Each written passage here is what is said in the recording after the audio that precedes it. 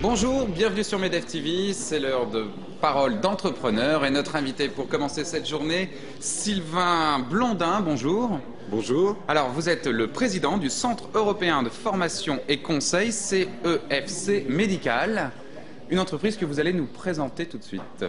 Alors, le Centre européen de formation conseil CEFC Médical donc, est une structure qui travaille dans le domaine spécialisé dans le domaine médical, qui a pour vocation le recrutement médical de médecins et de professions paramédicales, avec un concept assez particulier, notamment. Donc, nous travaillons avec des médecins nationaux, évidemment, mais également, vu le manque de médecins que nous avons en France, 11 000 médecins, la démographie médicale vieillissante et également les médecins qui vont prochainement partir à la retraite, à savoir que la moyenne d'âge est de 51 ans en France. Donc nous nous ouvrons sur l'international, donc toute l'Europe.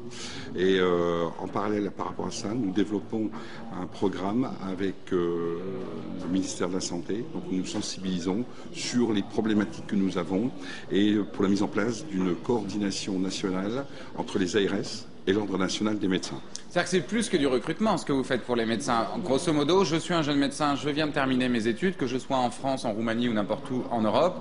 Je souhaite m'installer en France, vous allez m'accompagner dans mon installation et vous allez me fournir tous les services qui vont me permettre de me concentrer exclusivement sur mon travail de médecin. Absolument. Le but final de l'opération, en fait, c'est que le praticien n'ait qu'une chose à faire, à se consacrer à son activité de professionnel. Donc pour cela, eh bien, on offre un ensemble de services. Alors, ça s'adresse à tous les médecins, bien évidemment en premier pour nos médecins français, parce que c'est vrai qu'il n'est pas évident aujourd'hui de s'installer, vu le nombre de démarches qu'il existe. Donc vous aidez à trouver le lieu, par exemple ?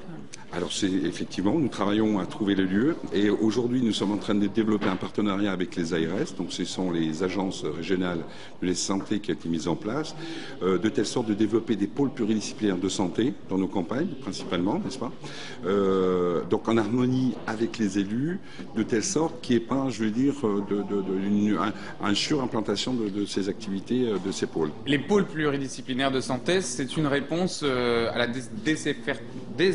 très difficile ce matin. Désertification rurale des médecins qui ne sont plus présents dans les campagnes ? Absolument. Donc ça, c'est une partie des réponses. C'est-à-dire qu'il y a un ensemble, on apporte un ensemble de solutions, mais ça commence par là. Mais pour qu'un pôle pluridisciplinaire de santé puisse répondre à la désertification médicale, il est important qu'il y ait une synergie qui se crée entre les élus et les professionnels de la santé. Parce qu'on a beaucoup de cas d'installation d'élus qui ont voulu, alors je dirais des maladresses, mettre en place un pôle de santé et ensuite ils ont fait appel aux professions médicales et paramédicales en disant venez vous installer. Et la réponse a été négative. Pour quelle raison ? Parce qu'ils n'ont pas été impliqués dedans. Donc c'est une raison importante qu'il y ait une application totale de ces professions médicales et paramédicales, sinon c'est voué à l'échec. Vous voulez dire qu'aujourd'hui il y a des pôles qui sont vides ? Absolument, absolument. Et je peux vous citer pas mal de cas. Et aujourd'hui, pour faire venir les praticiens, eh bien, la démarche a été mise à l'envers.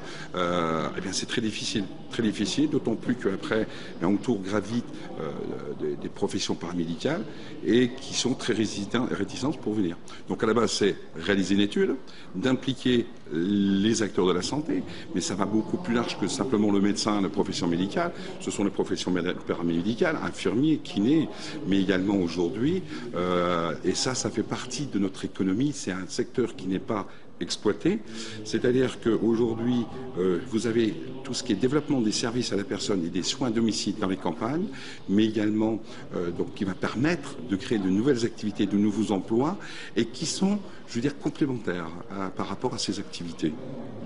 Alors aujourd'hui, concrètement, on a une situation avec des grandes villes comme Paris ou la Côte d'Azur où on a plutôt pléthore de médecins, on est loin de manquer de médecins, et une grande partie du territoire qui a un problème de couverture.